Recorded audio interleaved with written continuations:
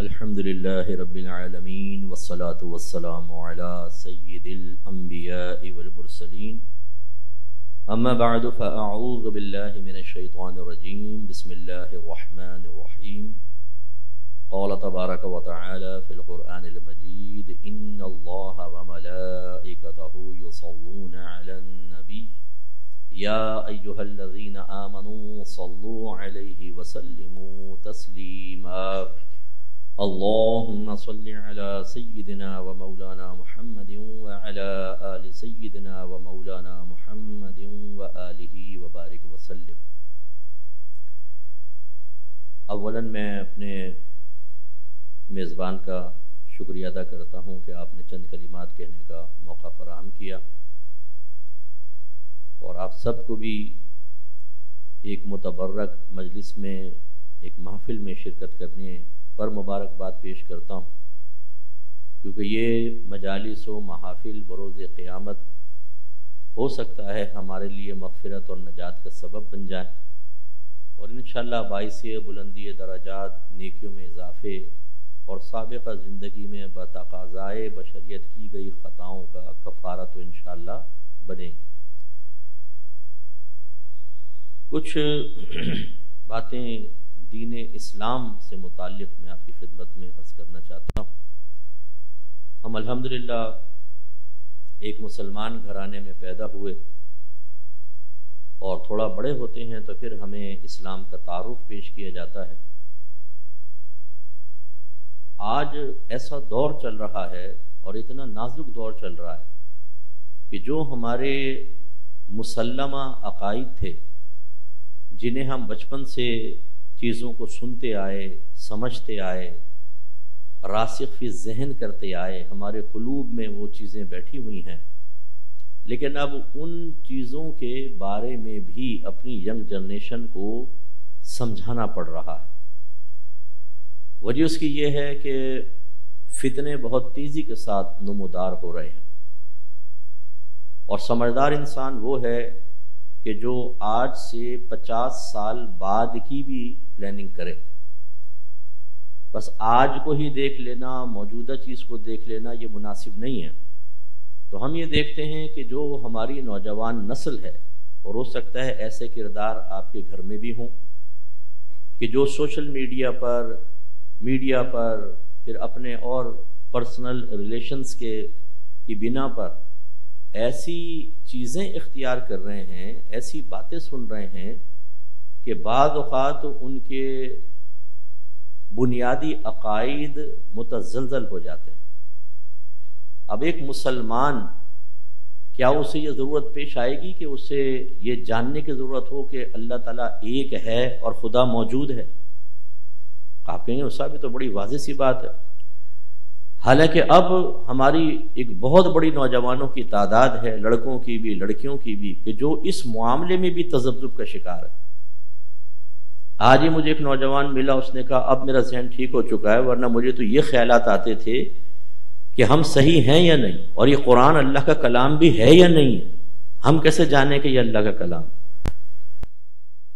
تو ہمارے اسکولز میں، کالجز میں، یونیورسٹیز کے اندر بھی ایسا ماحول، اور بعض اوقات ایسے افراد ہوتے ہیں جو بچوں کی اس انداز سے برین واشنگ کرتے کہ اپنے بنیادی عقائد کے معاملے میں بھی انسان تذبذب کا شکار ہو جاتا ہے۔ لہذا سب سے پہلی بات تو یاد رکھیں کہ اللہ تبارک و تعالی نے ہمارے لیے اسلام کو بطور مذہب، بطور دین منتخب فرمایا، اور اسی پر استقامت، اسی کے ساتھ قائم رہنا یہ راہ نجات ہے۔ اللہ تعالیٰ سورہ آل عمران آیت نمبر 19 میں ارشاد فرماتا ہے کہ ان الدین عند اللہ الاسلام، کہ بے شک دین تو اللہ کے نزدیک اسلام ہی ہے۔ پھر سورہ مائدہ آیت نمبر 3 میں اللہ تعالیٰ نے ارشاد فرمایا کہ الیوم اکملت لکم دینکم واتممت علیکم نعمتی ورضیت لکم الاسلام دینا، آج کے دن میں نے تمہارے لیے تمہارے دین کو مکمل کر دیا، اور میں نے تم پر اپنی نعمت کو تمام کر دیا، کامل کر دیا، اور میں نے تمہارے لیے اسلام کو بطور دین پسند فرمایا۔ تیسری آیت سورہ آل عمران کی آیت نمبر 85 میں اللہ تعالیٰ نے ارشاد فرمایا وَمَن يَبْتَغِي غَيْرَ الْإِسْلَامِ دِينًا، جس نے اسلام کے علاوہ کسی دین کو تلاش کیا یعنی اس کو اختیار کیا، فَلَن يُقْبَلَ مِنْهُ، تو یہ اس سے قبول نہیں کیا جائے گا، وَهُوَ فِي الْآخِرَةِ مِنَ الْخَاسِرِينَ، اور وہ آخرت میں خسارہ اٹھانے والوں میں سے ہوگا۔ ان تین آیات سے یہ بات واضح طور پہ معلوم ہوئی کہ اگر کوئی آخرت میں نجات پائے گا تو وہی شخص ہوگا جو دین اسلام سے وابستہ ہوگا۔ اس کا مطلب ہے کہ جتنے بھی ادیان اس وقت موجود ہیں ان میں ایک ہی ایسا دین ہے کہ جو نجات کا باعث بنے گا، اور وہ دین اسلام ہے۔ اور پھر اللہ تبارک و تعالیٰ نے سورہ انعام میں، سورہ بقرہ لے لیتے ہیں تو سورہ بقرہ میں آیت نمبر 208 میں اللہ نے ارشاد فرمایا یا ایھا الذین آمنوا ادخلوا فی السلم کافۃ ولا تتبعوا خطوات الشیطان انہ لکم عدو مبین، اے ایمان والو اسلام میں پورے پورے داخل ہو جاؤ اور شیطان کی پیروی نہ کرو، بے شک وہ تمہارا کھلا دشمن ہے۔ تو اب یہ ان سے آپ اندازہ کریں کہ یہ ان آیات سے پتہ چلا کہ صرف اللہ کی بارگاہ میں دین اسلام ہی قابل قبول ہوگا، اور دوسرا ہر مسلمان کو چاہیے کہ دین اسلام میں پورا پورا داخل ہو جائے۔ لہذا ان دونوں پر اگر ہم غور و تفکر کریں تو ہمیں ایک تو شکر ادا کرنا چاہیے کہ اللہ تعالیٰ نے ہمیں مسلمان پیدا کیا۔ اگر ہم کسی اور مذہب میں پیدا ہوتے، ایسے گھر میں پیدا ہوتے کہ جہاں پر دیگر مذاہب کی پیروی کی جا رہی ہوتی، تو ہو سکتا ہے کہ پھر ہم اسی کو اختیار کر کے اور اس میں بڑے مضبوط رہتے، اور اگر یہ معاملہ رہتا تو پھر ہمارے لیے آخرت کی بربادی کا سامان تھا۔ تو لہٰذا اللہ کا شکر ادا کرنا چاہیے کہ اللہ نے ہمیں بغیر طلب کیے مسلمان بنایا۔ لیکن المیہ یہ ہے کہ مسلمان گھرانے میں پیدا ہونے کے بعد فطری تقاضے کے تحت جب کوئی چیز مفت میں حاصل ہو جاتی ہے تو اس کی عمومی طور پر قدر نہیں کی جاتی۔ اس لیے اگر ہمارا 5 کروڑ کا بانڈ لگ جائے فرض کر لیں تو شاید دن میں سینکڑوں مرتبہ اور کئی سال تک شکر ادا کریں گے، کیونکہ اس کی اہمیت اور اس کے نعمت ہونے کا ہمیں یقین اور احساس ہے۔ لیکن مذہب اسلام کو پانے کے بعد مجھے بھی سوچنا چاہیے، آپ بھی سوچیں، کتنی مرتبہ ہاتھ اٹھا کر ہم نے اللہ کی بارگاہ میں دعا کی کہ اللہ تعالیٰ تیرا بڑا شکر ہے کہ تو نے مسلمان بنایا، اسلام اختیار کرنے کی توفیق عطا فرمائی، یا ایک ایسے گھرانے میں پیدا کیا کہ اسلام ہمیں مفت میں حاصل ہو گیا۔ لیکن ہم اس کی قدر نہیں کرتے اور شکر ادا نہیں کرتے، ہم سمجھتے ہیں تو بڑی بس ٹھیک ہے مسلمان گھرانے میں پیدا ہوگا۔ حالانکہ اللہ تبارک و تعالیٰ نے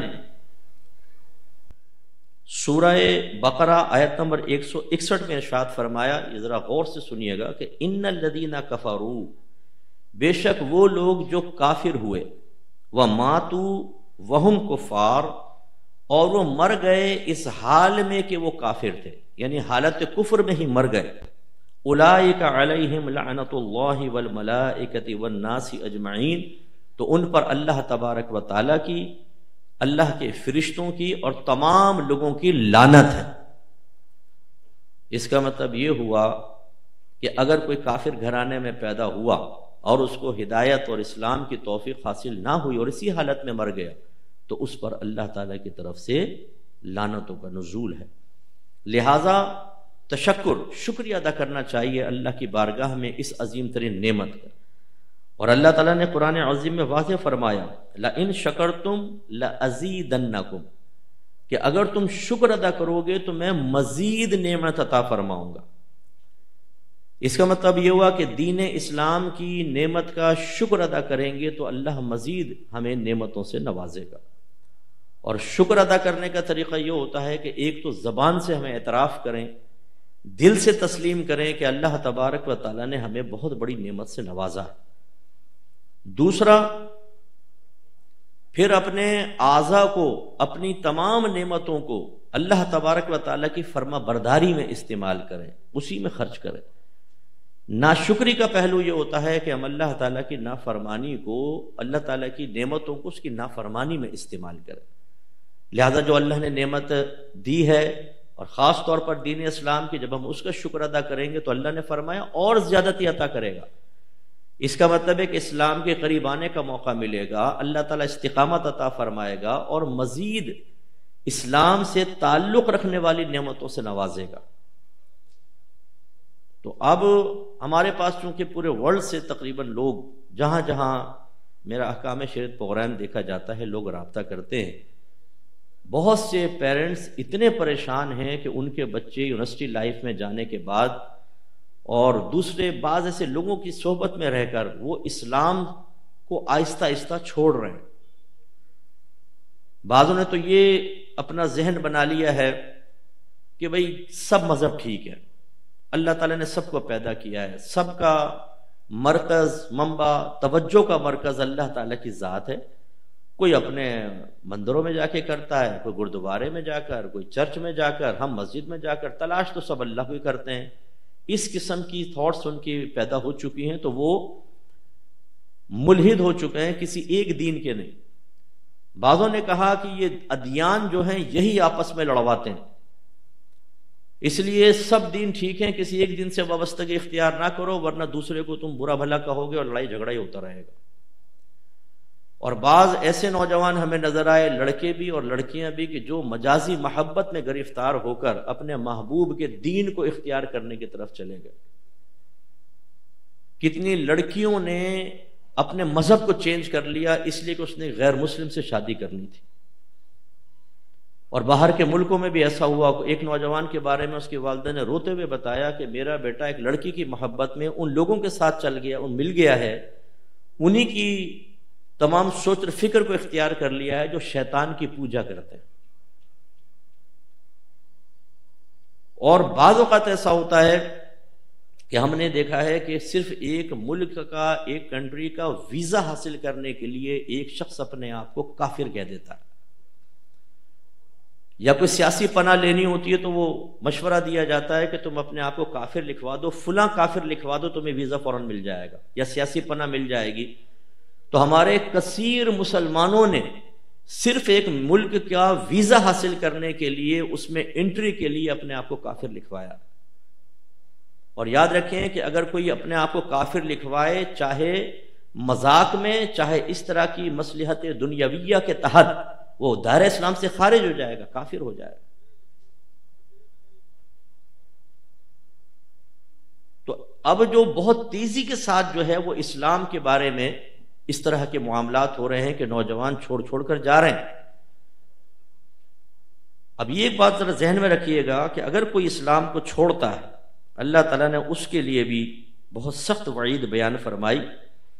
یاد رکھیں کہ جو مذہب اسلام کو چھوڑ کر کہیں اور چلا جائے، مذہب کو تبدیل کر لے، اس کو مرتد کہتے ہیں، اور اس عمل کو ارتداد کہا جاتا ہے۔ اللہ تعالیٰ ارشاد فرماتا ہے کہ وَمَن يَرْتَدِدْ مِنْكُمْ عَنْ دِينِهِ، تم میں سے جو اپنے دین سے پھر جائے، لوٹ جائے، ہٹ جائے، فَيَمُتْ وَهُوَ كَافِرٌ، پھر وہ مر جائے اس حال میں کہ وہ کافر ہے۔ یعنی اس سے واضح ہوا کہ جو اپنے دین کو چھوڑے گا وہ کافر ہو جائے گا، اور پھر اگر اسی حالت میں اس کو موت آ گئی تو اللہ تعالیٰ فرماتا ہے فَأُولَئِكَ حَبِطَتْ أَعْمَالُهُمْ فِي الدُّنْيَا وَالْآخِرَةِ، تو یہ وہ لوگ ہیں کہ ان کے دنیا اور آخرت میں تمام اعمال برباد کر دیے جائیں گے۔ وَأُولَئِكَ أَصْحَابُ النَّارِ هُمْ فِيهَا خَالِدُونَ، یہ ہی دوزخی ہیں، یہ اس میں ہمیشہ رہیں گے۔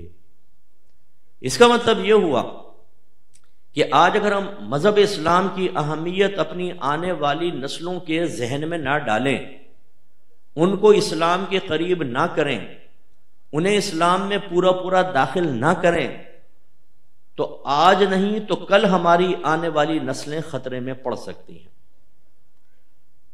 بعض مذہبی گھرانے ہوتے ہیں کہ ان کے گھر میں شروع سے ہی مذہب کی تعلیم ہوتی ہے، وہ اس سے ہٹنے کے لیے تیار نہیں، اور وہ یہ سمجھتے ہیں کہ شاید ہمارے بچے تو ایسے نہیں ہوں گے، لیکن میں نے کئی دینداروں کے جو یہاں سے تعلق نہیں رکھتے، کہیں اور سے رکھتے ہیں، بہرحال باہر کے کنٹریز سے ایسی بھی میرے پاس اطلاعات ہیں کہ والد صاحب دین کی ایک چلتی پھرتی تصویر ہیں، ایک دین کے نمائندے ہیں، اور اولاد غلط راستے پہ نکل گئی۔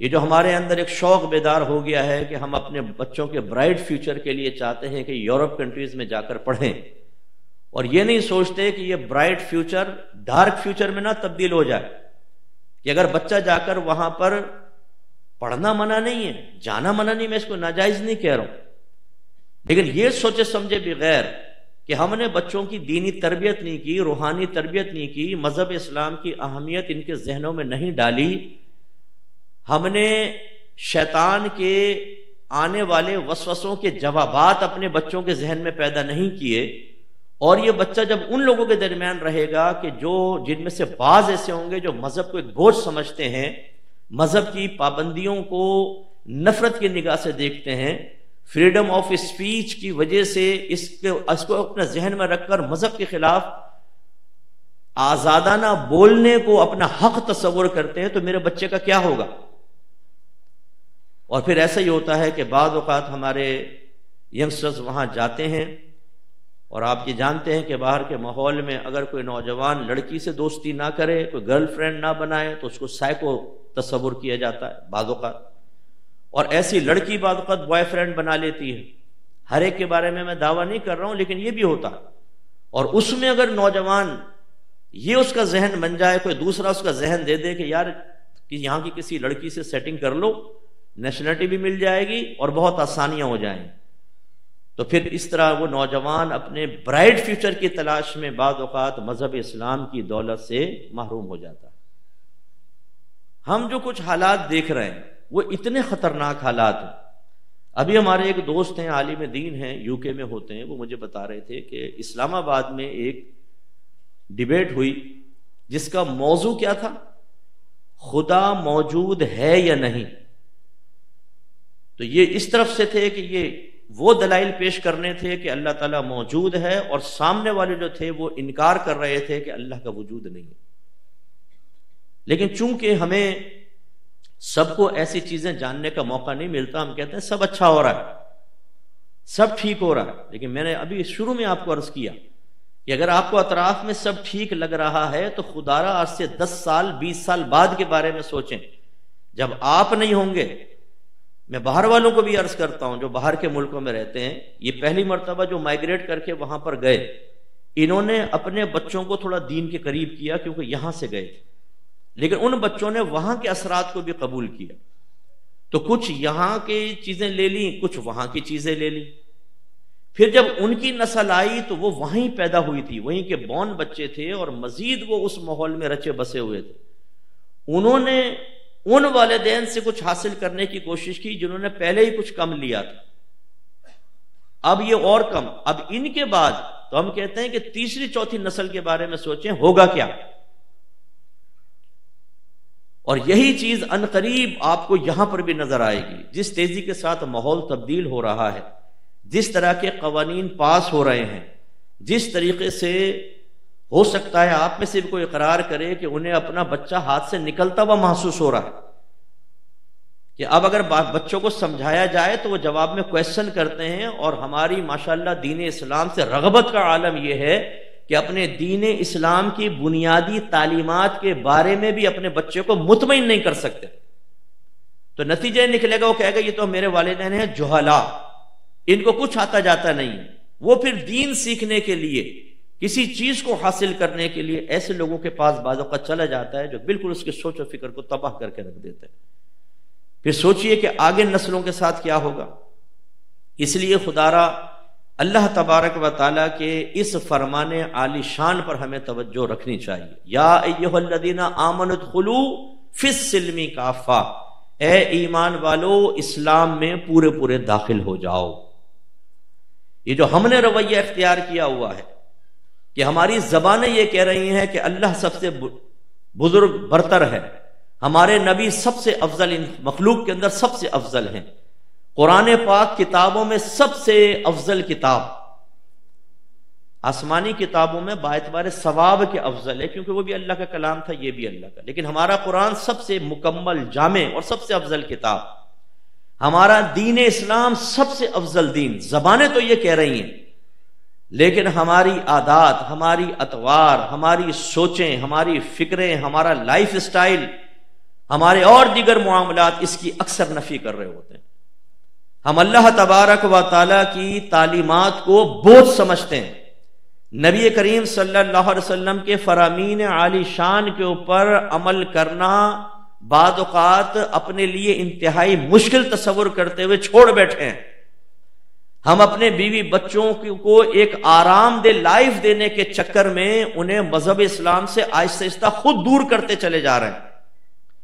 اس لیے ہم میں سے بہت کم لوگ ایسے ہوں گے کہ جنہوں نے پورے قرآن کو زندگی میں ایک بار ترجمہ اور تفسیر کے ساتھ پڑھا ہو۔ میں اکثر یہ مساجد میں جا کے شکوہ کرتا ہوں، اپنی اسپیچز میں کہتا ہوں، ہمارے یہاں کیا ہے جی، بچہ تھوڑا بڑا ہوا ناظرہ پڑھا دو، الحمد سے لے کر والناس تک ایک مرتبہ قاری صاحب سے پورا قرآن ختم کرا دو۔ سعادت کی بات ہے، میں انکار نہیں کر رہا ہوں، لیکن اس کا رزلٹ کیا نکلتا؟ حفظ کروا دو، حفظ بچے کو پورا قرآن یاد ہو گیا، سینے میں محفوظ ہو گیا، لیکن ایک آیت کا ترجمہ پوچھے بیٹا کیا لکھا ہوا، اسے ہی نہیں پتا کہ قرآن پاک میں کیا لکھا ہوا۔ سعادت کی بات ہے، میں انکار نہیں کر رہا ہوں۔ پھر ہم 6 کلمے، ایمان مفصل، ایمان مجمل اور نماز وغیرہ سکھا دیتے ہیں، نماز کی پاس صورتیں جو پڑھنی ہیں، تھوڑے مسائل بتا دیے، بس ہم ہو گئے کامل، ہمارا بچہ کامل ہو گیا۔ اس کا مطلب یہ ہوا کہ ہم نے ان چیزوں کو بچے کی ابتدائی تعلیم کے سلسلے میں کافی سمجھ کر اصل مذہب کی طرف آنا چھوڑ دیا۔ حالانکہ یاد رکھیں کہ ناظرہ کا شریعت کی طرف سے کوئی مطالبہ نہیں، نہ پڑھائیں اپنے بچے کو الحمد سے والناس تک، شریعت یہ نہیں کہے گی کیوں نہیں پڑھایا، یہ ہماری رسم ہے، جو میں غلط بھی نہیں کہہ رہا ہوں، پڑھائیں کوئی مسئلہ نہیں، لیکن شریعت کا مطالبہ نہیں ہے۔ حفظ کا مطالبہ پہلے دور میں ضرور تھا کہ قرآن کی حفاظت کرنے کے لیے حافظ ضروری تھے، لیکن اب ماشاءاللہ ایک ایک شہر کے اندر لاکھوں حافظ ہو گئے۔ جب بہت سارے حفاظ ہوں تو اس کے حفظ کی شرعی حیثیت استحباب کی ہے، مستحب ہے، کر لیں ثواب ملے گا، نہیں کریں گے کوئی گناہ نہیں۔ لیکن آپ یہ دیکھیں کہ ہمارے حفاظ، ہم شوق میں اپنے بچوں کو حافظ بناتے ہیں، ابا جان نے کبھی حفظ نہیں کیا، ڈنڈے کھا کے بھاگ گئے تھے، وہ کہتے ہیں میں یہ چاہتا ہوں، میں تو حفظ نہیں کر سکا، میرا بیٹا ضرور حافظ بنے گا، چلے اچھا شوق ہے کر لیں۔ اس کے بعد کیا آپ نے بچے کو قرآن سکھایا؟ کیا بچے کو پتا ہے میں نے کیا پڑھا؟ کیا آپ نے ایسا ماحول دیا کہ بچہ اس حفظ قرآن کو سنبھال کر اس کے ثواب سمیت آخرت تک لے جائے؟ تو بعض اوقات تو بچے ریاکاری کر کر کے ہی تباہ کر دیتے ہیں۔ ایک تو ہم تقریبات رکھتے ہیں، جی یہ ختم قرآن کی تقریب ہے، یہ حافظ بن گیا بچہ، اس کی تقریب، بچے کے گلے میں پھولوں کے ہار، اس کو پیسے مل رہے ہیں، مبارکباد دے رہے ہیں، ناجائز نہیں کہہ رہا ہوں، لیکن اس کے منفی اثرات کیا بچے کی طبیعت پر مرتب ہوتے ہیں، اور دیگر بچے اس کو دیکھنے کے بعد ان کے قلوب میں کون سے جذبات بیدار ہوتے ہیں؟ وہ بچہ کہتا ہے میں نے حفظ کیا، یہ میں نے بڑا کمال کیا اور اس کا یہ بدلہ مجھے ملا۔ اب چونکہ یہ تقریب کے بعد تو پھر کوئی گلے میں پھولوں کا ہار ڈالے گا نہیں، لیکن عادت تو آپ نے ڈال دی، حفظ نفس تو اس کو حاصل ہوا۔ اب وہ جب کسی کے تعارف کروائے گا، آپ کا نام حافظ ندیم، آپ کا نام حافظ ندیم، اور بعض اوقات تو حافظ ہوں میں حافظ، جگہ دیں حضرت کو، اگلی سیٹ کے اوپر جگہ دیں، مرکز محفل بنائیں، حافظ ہیں یہ، وہ اس طرح کیش کرتا رہتا ہے اپنے حفظ کو۔ اور دوسرا، پھر ہم ایک اچھا ماحول اس کو فراہم نہیں کرتے، ہم کہتے ہیں حافظ قرآن بن گیا بس ختم بات۔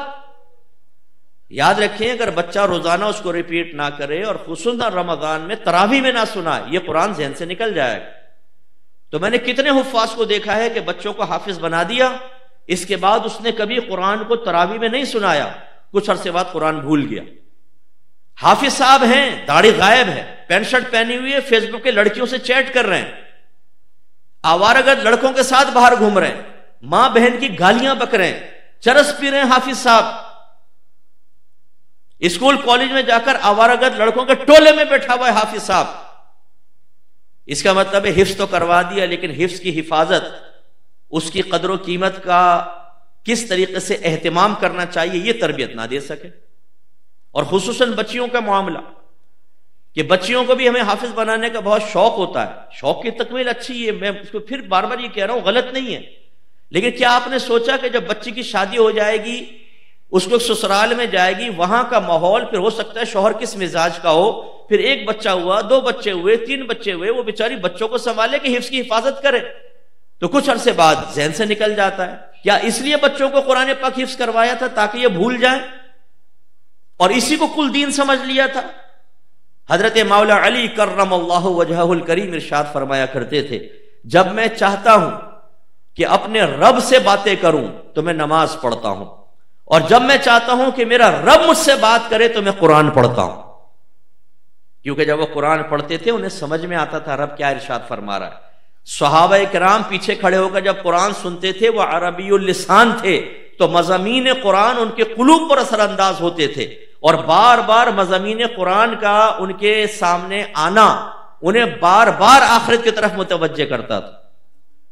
تو جب حفاظ کا یہ حال ہوگا تو عام آدمی کا کیا ہوگا؟ آپ میں سے بہت سارے سے بیٹھے ہو گے ابھی قرآن کھول کے سن لیں، انہیں قرآن تک پڑھنا نہیں آئے گا، یعنی عربی عبارت پڑھنی نہیں آئے گی. بچپن میں کبھی پڑھا، اس کے بعد بڑے ہونے کے بعد شرم و حیا غالب آ گئی کہ اب میں قاری صاحب کو سناؤں اور یہ کہوں کہ دیکھیں میرا قرآن ٹھیک ہے کہ نہیں. نہیں. اسی لیے میں نے پہلے بھی آپ کو ایک دفعہ غالباً مشورہ دیا تھا، کسی اچھے قاری صاحب کو عمر نہ دیکھیے کہ میری عمر کیا ہو گئی. جو کچھ آپ نماز میں پڑھتے ہیں کم از کم وہ اس کو ایک دفعہ سنا دیں میں صحیح بھی پڑھ رہا ہوں کہ نہیں پڑھ رہا ہوں. ربی جعلنی، یہ لفظ ہی غلط ہے، کوئی لفظ ہی نہیں بنے گا. اصل لفظ ہے ربی جعلنی، با کو جیم سے ملانا ہوتا ہے. ربی جعلنی. پوری نماز کی میں اغلاط آپ کو ذکر کروں جو بڑی معروف ہیں، کیونکہ میں نے بہت مدرسہ پڑھایا بالغان کا. اتنا غلط قرآن پڑھتے ہیں جس کی کوئی انتہا نہیں، کوئی پرواہ نہیں. تو جب عبارت تک نہیں آتی تو پھر ترجمہ اور تفسیر کے ساتھ قرآن کون زحمت گوارا کرے؟ اپنے رب کا پیغام کون پڑھے؟ کیوں پڑھے؟ کوئی اہمیت ہے قرآن پاک کی کہ ہم پڑھیں؟ اور پھر ایسے ایسے حافظ ہیں داڑیاں منڈی ہوئی ہیں، گھوم رہے پھر رہے ہیں، جب آیا رمضان تو داڑھی بڑھا لی اور مسجد میں پہنچ گئے، یہ خصوصی داڑھی کے ساتھ ہی پہنچ گئے، موقع مل گیا، قرآن پڑھایا، تراویح میں پیسہ لیا. حالانکہ اگر پہلے پیسہ طے کر لیا جائے یا وہاں پر معروف ہو کہ حافظ صاحب کو کچھ ملے گا تو ثواب تو گیا، طاعت پر اجرت حرام ہے.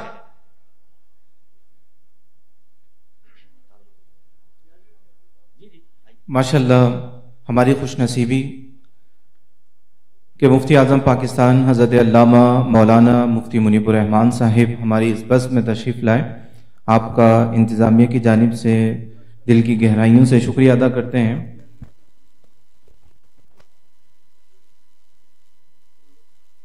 تو حافظ صاحب نے بہرحال وہی جیسے میں نے کہا کہ تربیت تو ہم نے بعد وقت کی نہیں ہوتی، نہ پڑھایا، 27ویں آئی، قرآن ختم، پھر داڑھی صاف، پیسے لیے اور پتہ چل لیے زمزمہ یا طارق روڈ پہ بہنوں کی زیارت کے لیے پہنچے ہوئے. تو یہ ہمارا حال ہے کہ مذہب کو ہم نے سمیٹ کر چند چیزوں تک محدود کر دیا، اس کے بعد مذہب کی طرف کون توجہ کرے؟ یاد رکھیے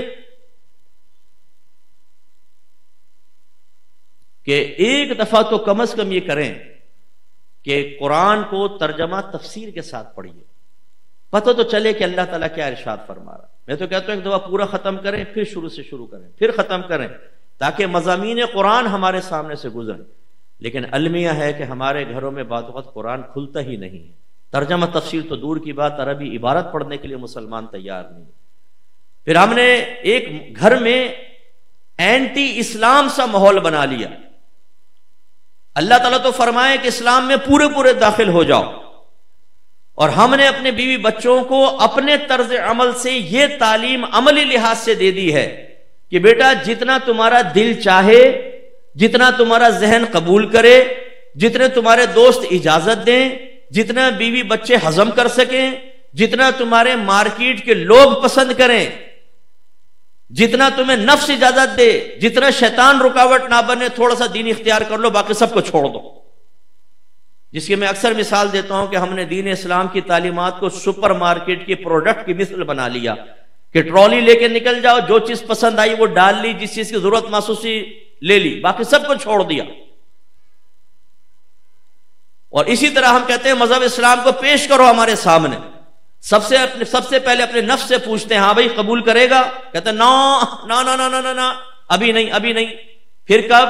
بالکل جب ہم بوڑھے ہو جائیں گے، ہاتھ ہلنے لگیں گے، پھر انشاءاللہ جا کے حج کریں گے، حاجی صاحب بن جائیں گے، سارے گناہ دھل جائیں گے.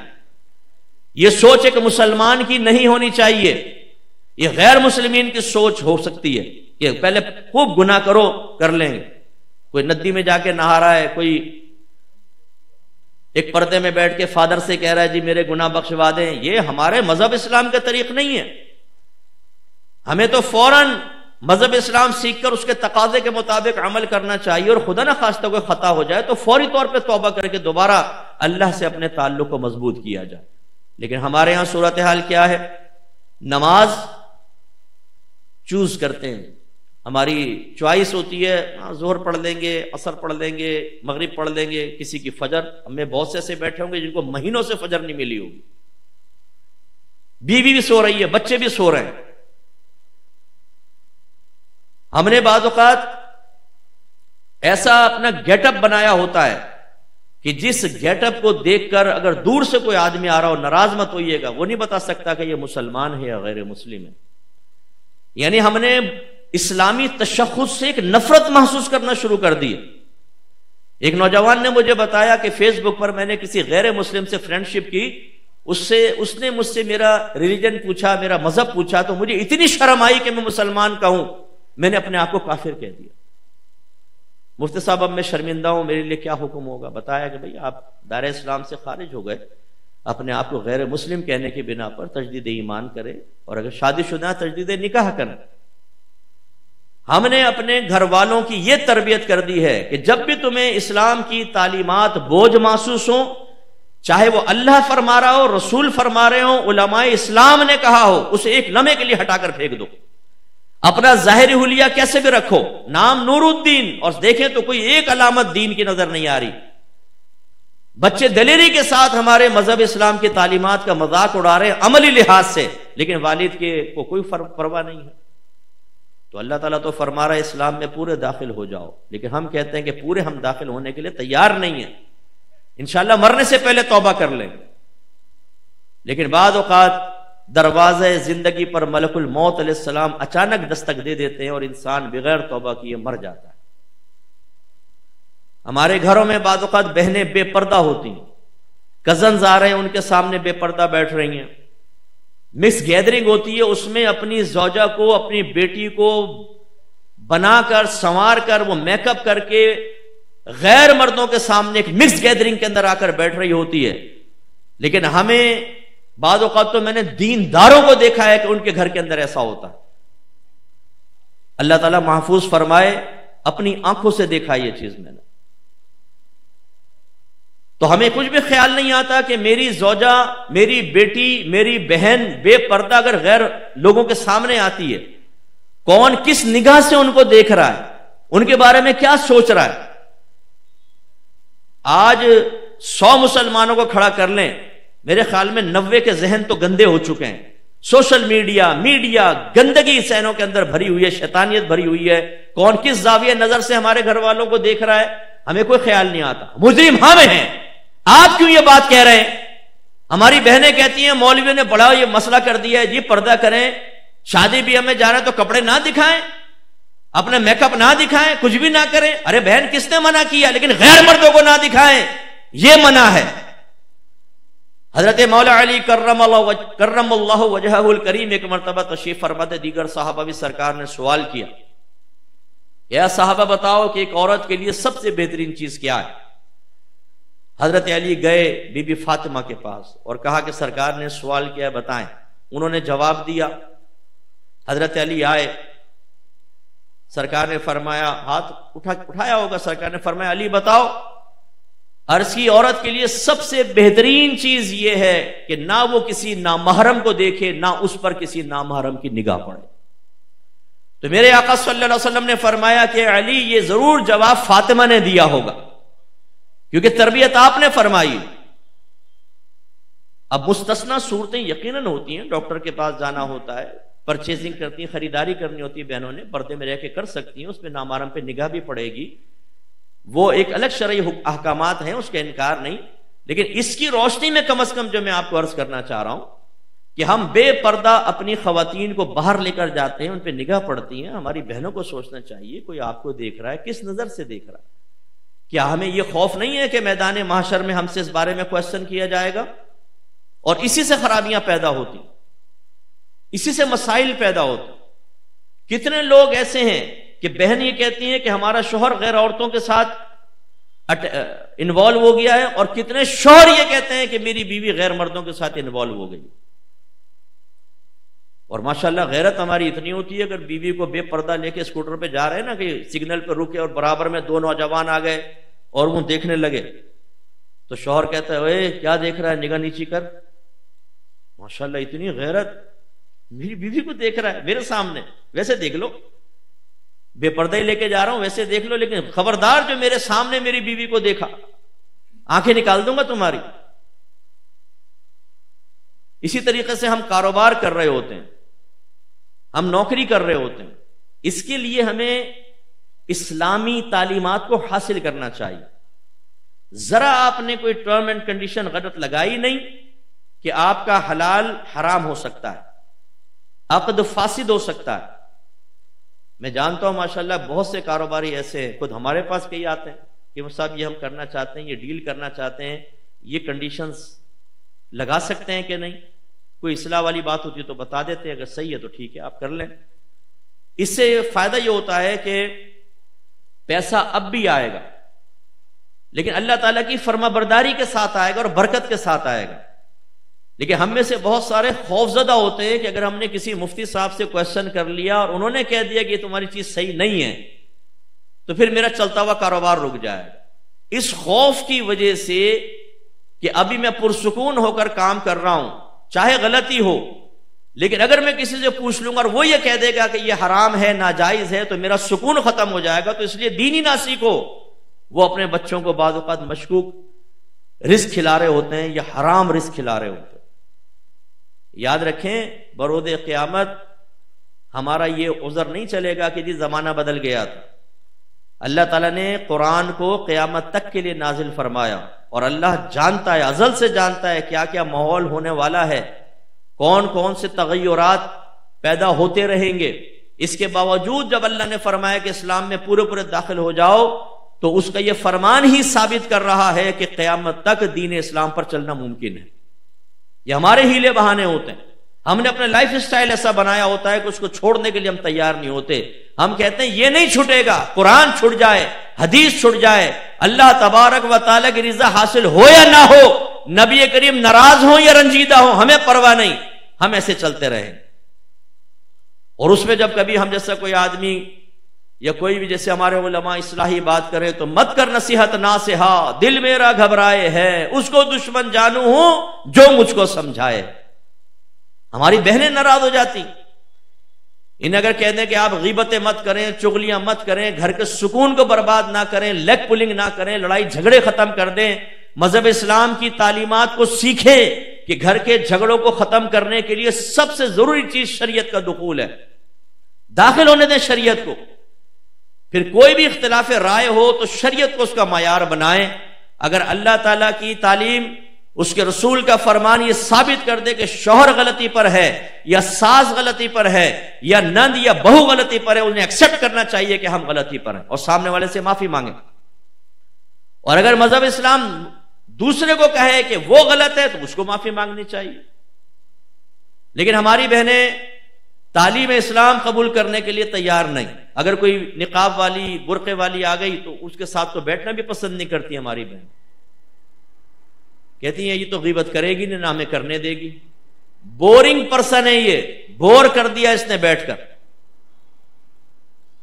تو میرے پیارے بھائیوں، بس میں اختتام کی طرف لاتا ہوں، مفتی صاحب انشاءاللہ کلام فرمائیں گے۔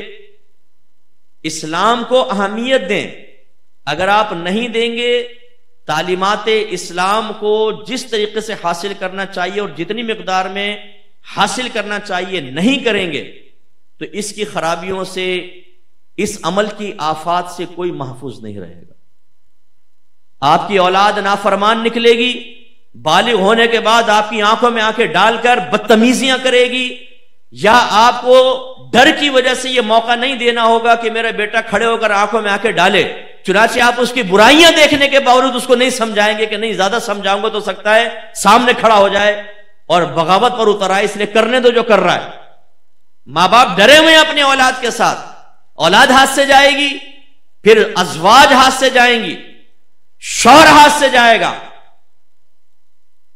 بہت سے شوہر شادی شدہ ہونے کے باوجود دیگر جگہ انوالو ہوتے ہیں، کیوں ہوتے ہیں؟ دین اسلام کی تعلیمات نہ ہونے کی بنا پر۔ اور اگر شوہر داڑھی رکھنے لگے تو وہی بیوی کہہ رہی ہوتی ہے خبردار جو تم نے داڑھی رکھی، میں نہیں چاہتی مجھے ملا کی بیوی کہے۔ جو شوہر اپنی بیوی کو بے نقاب رکھنا چاہتا ہے، بے پردہ رکھنا چاہتا ہے، پھر وہ عورت کہیں اور انوالو ہو جاتی ہے۔ کتنے کیسز ہمارے سامنے آئے، آپ نے عورت کی حیا اور شرم کو ختم کیا، اور جب کر لیا اور آپ مطمئن نہ کر سکے، وہ آپ سے سیٹسفائیڈ نہیں ہے تو وہ کسی اور کی طرف متوجہ ہوتی ہے۔ اسے خراب کس نے کیا؟ آپ نے کیا۔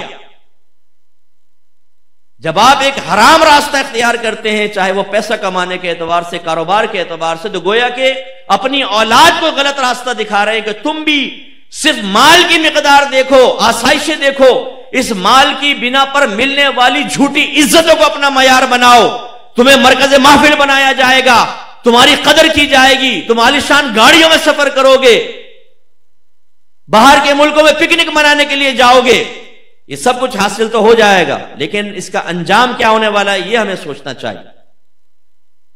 تو پھر بچے اسی حرام راستے پہ چلتے ہیں، غلط راستے پہ چلتے ہیں، غلط قسم کی دوستیاں کر رکھی ہیں، ہمیں تو پتہ ہی نہیں چلتا کہ آج کل جدید ٹیکنالوجی سے وابستہ، آراستہ اور اس سے فیض یاب ہونے والی نوجوان نسل کیا کیا کر رہی ہے انٹرنیٹ کے اوپر۔ بغل میں بیٹھ کے بچہ آج کل غلط حرکتیں کر رہا ہے، اس کو اس ذہنی آزادی اور مذہب اسلام کی تعلیمات سے بے راہ روی کی طرف کس نے راغب کیا؟ کون ہے دشمن؟ کس نے بچوں کو غلط راستہ دکھایا؟ ہم کہتے ہیں کسی نے جادو ٹونا کروا دیا، ہمارے بچے ہاتھ سے نکل گئے۔ ارے کسی نے جادو ٹونا نہیں کروایا، بڑے جادوگر ہم ہیں۔ ہم نے اپنے بچوں کو مذہب اسلام کی نفرت ڈالی ہے دل میں بسا اوقات، اور انہیں مذہب اسلام کی تعلیمات سے دور کیا۔ خراب تو ہم نے کیا ہے۔ جب ایک گھر کے سرپرست، چاہے وہ شوہر ہو یا ایک ماں ہو، وہ مذہب اسلام کو اختیار کرنے کے لیے تیار نہیں، تو پھر اولاد کیسے کرے گی؟ پوری پوری نسلیں خراب ہو رہی ہیں۔ ناراض مت ہوئیے گا اگر ہم جو تربیت ہمیں اولاد کی کرنی چاہیے اگر ہم نہیں کریں گے تو بالغ ہونے کے بعد اس عدم تربیت کی بنا پر جتنے وہ گناہ اور خطائیں کریں گے، اس کا وبال ماں باپ پر بھی ہو سکتا ہے۔ آخرت میں کویسچن ہوگا، کلکم راعٍ وکلکم مسئول عن رعیتہ۔ اللہ تعالیٰ فرماتا ہے تم میں سے ہر شخص نگہبان ہے، تم سے تمہاری رعایا کے بارے میں کویسچن ہوگا۔ پھر فرمایا شوہر سے اس کی بیوی اور بچوں کے بارے میں سوال کیا جائے گا، عورت سے اس کے گھر کے بارے میں، اس کی اولاد کے بارے میں کویسچن ہوگا۔ یہ سوالات کے لیے تیار رہیں۔ ہم آپ کے دشمن نہیں ہیں، ہم آپ سے محبت کرتے ہیں، پیار کرتے ہیں۔ آپ کو میدان معاشر میں کھڑا کیا جائے گا اور حساب و کتاب ہوگا کہ اپنی اولاد کو علم سکھایا تھا یا نہیں، انہیں نیکی کا حکم کیا تھا یا نہیں، برائی سے روکا تھا یا نہیں، اپنے آپ کو رول ماڈل بنا کر اپنے بچوں کو سیدھا راستہ دکھایا تھا یا نہیں۔ جواب کے لیے تیار رہیے۔ میں نہیں کہہ رہا ہوں، آپ کے نبی نے فرمایا۔ مذہب اسلام کو معمولی سمجھ کر پس پش نہ پھینکیں، اسے بھی اہمیت دیں، خدا را اہمیت دیں۔ اگر ہماری گورنمنٹ آف پاکستان یہ اعلان کر دے جو نماز پڑھے گا ہر نماز کے بدلے میں 5000 کا نوٹ ملے گا، جو داڑھی رکھے گا اس کو ہر مہینے 1 لاکھ روپے داڑھی الاؤنس ملے گا، جو فلاں مذہب کی بات پر عمل کرے گا اس کو اتنا ملے گا، میں کہتا ہوں کوئی مسلمان ایسا نہیں ہوگا جو عمل سے دور ہو جائے۔ ہو سکتا ہے آپ اچھے لوگ ہیں، آپ پیسے کے لیے نہ کریں، لیکن میں ایک عام جو فطرت ہے ہماری طبیعت ہے اس کے تحت عرض کر رہا ہوں۔ آج اس کے ساتھ پیسہ وابستہ کر دیں۔ جو ہماری بہنیں بے پردہ گھومتی ہیں، اگر ان کے بارے میں یہ اعلان ہو جائے کہ جو عورت برقع پہن کے عبایا پہن کے نکلے گی اسے 1 لاکھ روپے برقع الاؤنس دیا جائے گا، مجالے جو گھر میں ایک بھی بے پردہ رہ جائے، مجالے کوئی عورت بے پردہ باہر نکل جائے، مجالے جو اس کے خلاف علم بغاوت اٹھا لے، اپنے شوہر کے سینے پہ چڑھ کے گفتگو کرے، اتنا پرکشش اعلان، تو خدا را مذہب اسلام کے قریب آئیں۔ یہ آہستہ آہستہ بے حد خطرے میں جا رہا ہے. میں نام لیے بغیر عرض کرتا ہوں، جو اسلامک ممالک ہے اس میں اسلام کا حشر دیکھا ہے آپ نے؟ منی اسکرٹس میں عورتیں گھوم رہی ہیں، انہیں آپ دیکھ کے پہچان نہیں سکتے کہ یہ انگریز ہیں یا مسلمان. ان کے نام عجیب و غریب، عورتیں بے پردہ، مسجدوں کو تالے لگ رہے ہیں، ادارے ختم ہو گئے، علماء عزت بچا کر بھاگ رہے ہیں. ماحول ایسا ہو گیا، اور ان قریب جو آپ کے بہت سے علاقے مرکز عقیدت کہلاتے ہیں ان میں جو کچھ ہونے والا ہے وہ بھی آپ سے مخفی نہیں ہے. اسلام کو اگر ہم نے اہمیت نہیں دی، اسلام کو چھوڑ دیا، اس کے دامن کو مضبوطی سے نہ تھاما تو آگے بربادی. بس آخر میں یہ دو باتیں عرض کرتا ہوں، پھر مفتی صاحب انشاءاللہ اپنے ملفوظات ارشاد فرمائیں گے. دیکھیں، پہلی چیز ایک تو اپنی اسلامی شناخت کو کبھی نہ بھلائیں. اب ہو رہا یہ ہے کہ نام ایسے رکھے جا رہے ہیں کہ جن کو سننے کے بعد آپ کو پتہ نہیں چلے گا یہ کافر کا بچہ ہے یا مسلمان کا، یہ ہے کون. ہم نے پرانے جو ہمارے اکابرین کے نام تھے، نبی کریم صلی اللہ علیہ وسلم نے فرمایا اچھوں کے نام پر نام رکھو. ایک روایت میں فرمایا کہ انبیاء علیہ السلام کے نام پر نام رکھو، لیکن اتنے خطرناک نام بتا رہے ہیں، بن رہے ہیں، اب رکھے جا رہے ہیں. لا ریب، نہیں ہے کوئی شک. فبیہا، تو ٹھیک. انعمتا، بتائیں انعمتا، تو نے انعام فرمایا، یہ نام کہتے ہیں ہم نے قرآن سے نکالا. بھائی ہر قرآن کا لفظ نام بننے کی صلاحیت نہیں رکھتا. آپ دیکھو تو صحیح، آپ نے کس چیز کا بطور نام رکھ دیا. ہر ایک یونیک نام رکھنے کے چکر میں ہمیں آزمائش میں ڈال دیتے ہیں. 5 نام لکھتے ہیں، وہ سب ان میں سے ایک منتخب کر دیں، ایک بھی نام اسلامی نہیں ہوتا. انتہائی بھیانک قسم کے نام. تو یہ آہستہ آہستہ شناخت ختم ہوتی جا رہی ہے. نہیں روکیں گے تو ہماری نسلیں اپنے بچوں کے نام چین، چاں، یہ پین، پوں، یہ ایسے نام بن جائیں گے. ختم ہو جائے گی ہماری اسلامی ناموں کے اعتبار سے شناخت. گیٹ اپ اپنا اسلامی بنائیں. ہم کہیں پر بھی جائیں ہم اسلام کے نمائندے ہونے چاہیے. خدارا اسلامی تشخص سے نفرت نہ رکھیں. اس میں داڑھی بھی شامل ہے. ہمارا لباس ٹھیک ہے، ضرورت کے تحت بعض اوقات آدمی یورپ کنٹری میں جا رہا ہے کہیں اور، اگر آپ نے وقتی طور پہ کوئی گیٹ اپ چینج کیا ٹھیک ہے، لیکن ایک ہے کہ اپنے مذہب اسلام کے جو اسلامی تشخص ہے اس سے نفرت رکھنا، کراہت محسوس کرنا، اس کو اختیار کرنے میں احساس کمتری کا شکار ہو جانا، اور غیر مسلمین کے طریقے کو اختیار کرنے میں ایک احساس سے برتری محسوس کرنا، ایک اعتماد محسوس کرنا، پھر اپنے بچوں کی بھی اس انداز سے حوصلہ افزائی کرنا، یہ خطرناک. تیسری چیز، اپنے خود بھی علم دین سیکھیں، اپنے گھر والوں کو سکھائیں. کم از کم فرض علوم سیکھیں تو اسلام باقی رہے گا. آپ کے گھر میں حقیقی اسلام نظر آئے گا.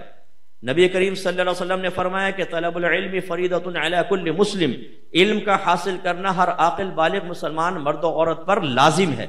قرآن میں اللہ نے فرمایا فاسألوا اہل الذکر ان کنتم لا تعلمون، اگر تم نہیں جانتے تو اہل علم سے سوال کرو. علم دین سیکھیے، بہت ضروری ہے.